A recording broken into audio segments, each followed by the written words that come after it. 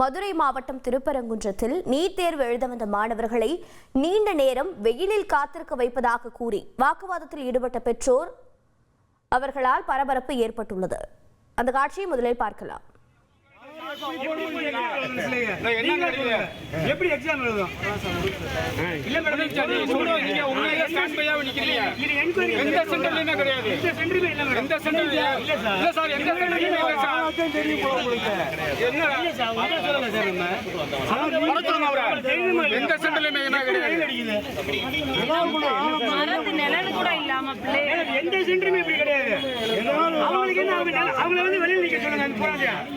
வெளிய நிக்கவும் இல்ல, பேட்ஸ்மேன் அடிச்சிட்டு இருக்க பிள்ளைங்க வந்து அவங்க வந்துட்டாங்க. அவங்கள போய் வெளிய நிக்க போறதுனா என்னது இது?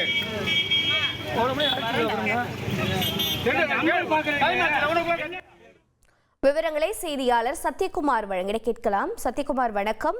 எவ்வளவு நேரமாக மாணவர்கள் காத்திருக்கிறார்கள்? பெற்றோர்களின் குற்றச்சாட்டு என்னவாக இருக்கிறது?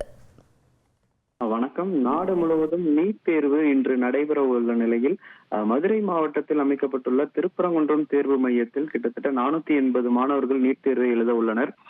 காலை 11 மணியிலிருந்து பகல் 1 மணிக்குள் தேர்வு மையத்திற்குள் இருக்க வேண்டும் என்று அறிவிக்கப்பட்டுள்ள நிலையில் மதுரை திருப்பரங்குன்றத்தில் உள்ள தனியார் கல்லூரியில் உள்ள தேர்வு மையத்திற்கு இந்த நீட் தேர்வு எழுத உள்ள மாணவர்கள் அவர்கள் பெற்றோருடன் குவிந்துள்ளனர்.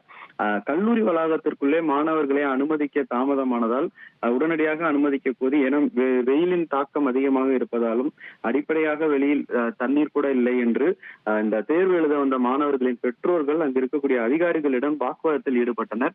அதைத் தொடர்ந்து மாணவர்கள் தேர்வு எழுதும் மையத்திற்கு அனுமதிக்கப்பட்டனர். இதனால் பகுதியில் சிறிது சலசலப்பானது ஏற்பட்டுள்ளது.